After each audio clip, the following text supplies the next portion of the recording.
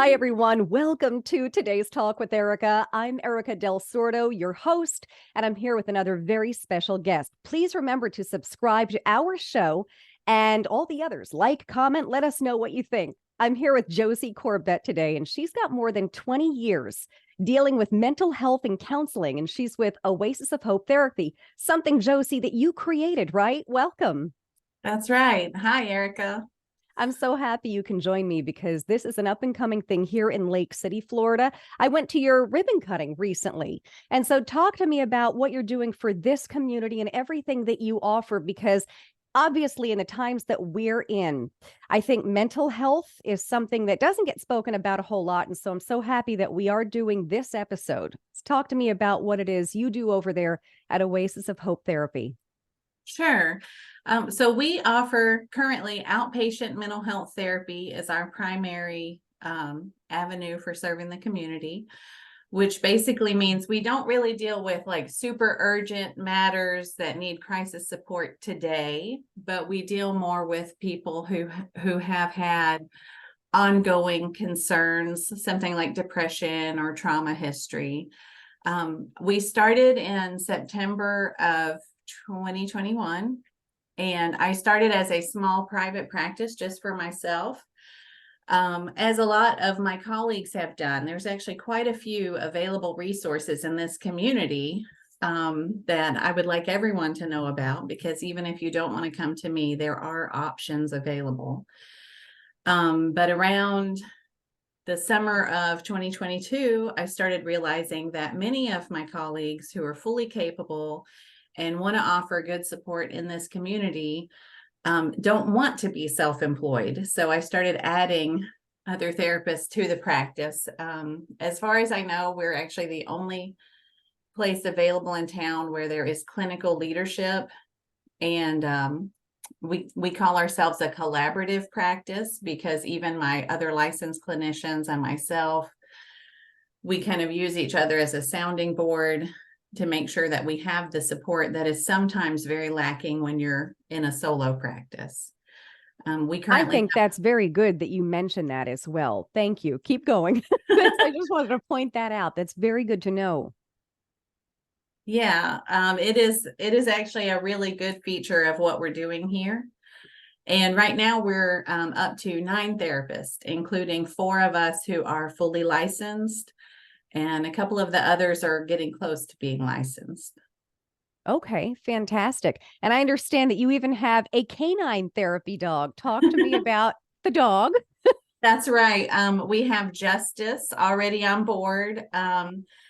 We have, so it's called pet assisted therapy, or some people call it, having a therapy dog.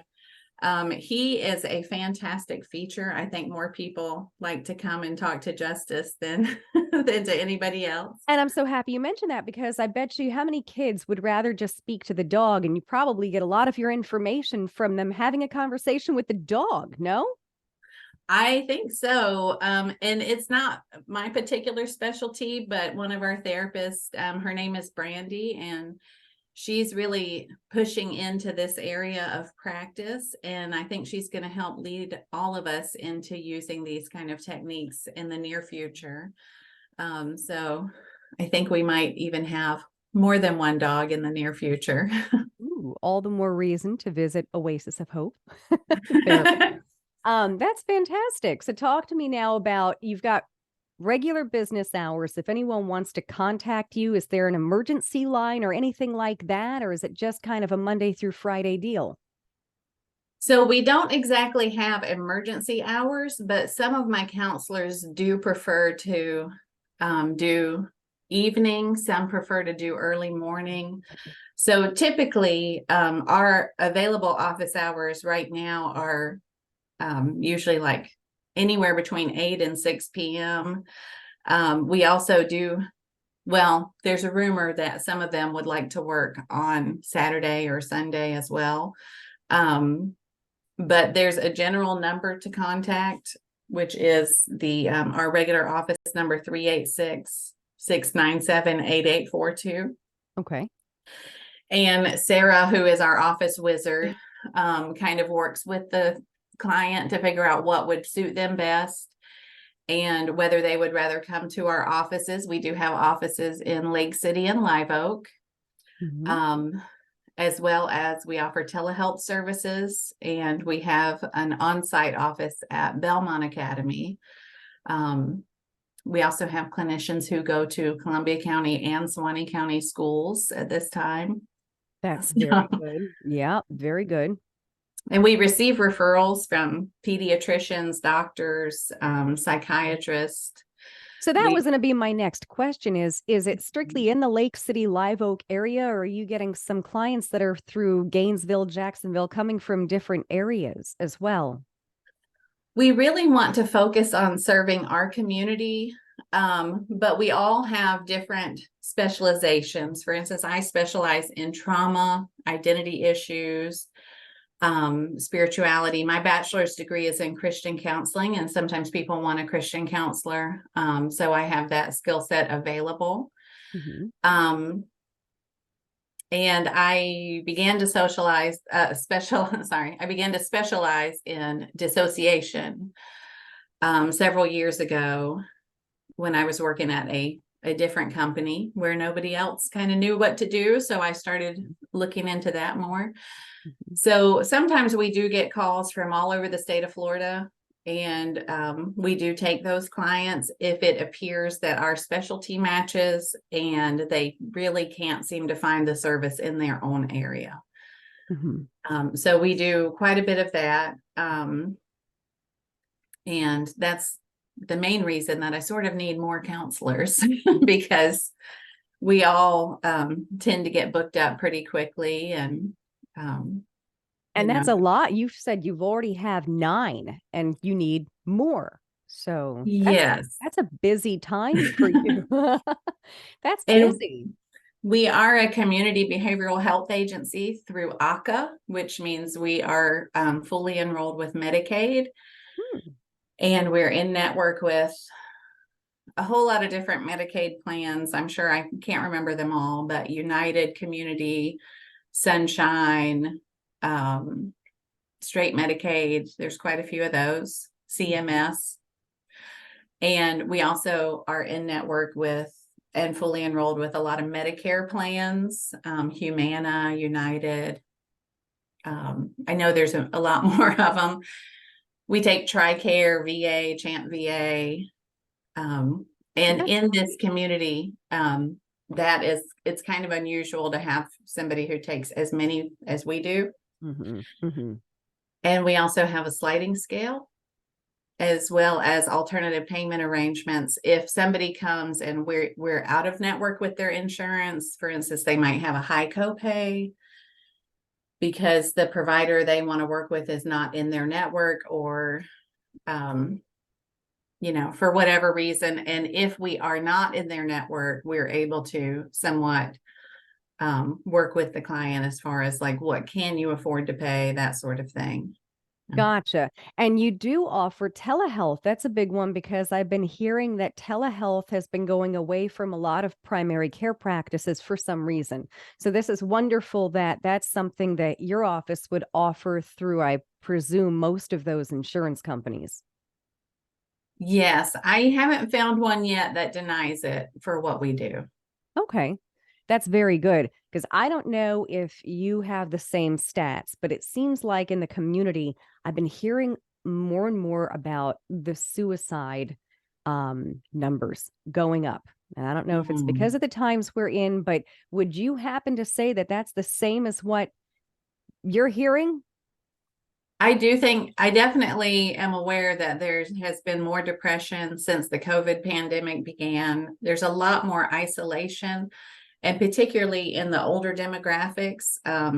If you're a person who has lived a life of taking care of other people and you really haven't built your own support network, you find yourself in a situation where there's very little natural support in your life.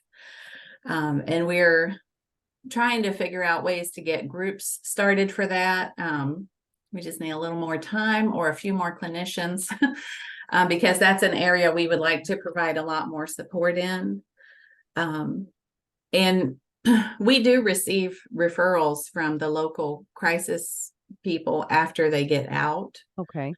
Like if somebody has a crisis episode and then they Mhm. can, because you know as well as I do, 3 days at a crisis unit is not going to turn around months of suicidal thoughts. They need Right. ongoing support. We do see that is a major problem, and a lot of things are related to trauma. I specialize in trauma, so Right. I frequently feel like traumatic loss is a big one.